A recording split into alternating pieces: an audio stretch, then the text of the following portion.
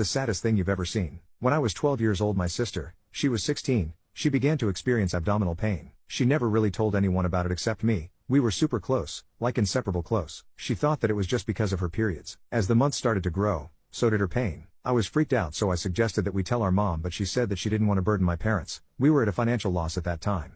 So after about 65 days she couldn't hold on, so she decided to tell my mom. My mom got an appointment immediately and we rushed to the ER, emergency room. My sister was wailing in pain. The docs over there took an ultrasound scan and then an MRI and a couple of other scans. At this point my mom and I were crying. That's when they revealed that my sister had pancreatic cancer and that it had crossed stage 3.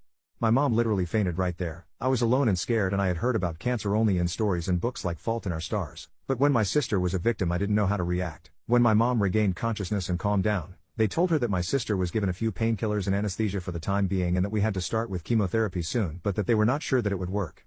My sister did not know that she had cancer. The doc explained it to her. Usually Mary face broke down. They started chemo and her beautiful black locks, which she was proud of, slowly began to fall. She was a person of positivity, so she told my mom that she wanted to experiment her hair. She had hip-length hair, which she cut it to a bob, then a pixie, and then finally shaved her head. We both shaved our heads together. She would never get a minute of sleep at night. On the 12th of December, it was my birthday, I ran home from school happily as my friends had given me a lot of gifts for my sister and me.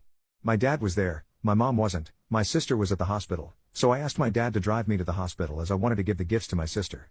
My dad was looking really depressed, but he agreed. When I reached my sister's room, she was screaming out of pain. My mom was screaming for the docs. I went near my sister slowly. She smiled at me even with too much pain. Her last words to me were, "I love you, take care of Tiger, our 1-year-old dog, and Mom and Dad, it's time for me to see Grandma and Grandpa in heaven."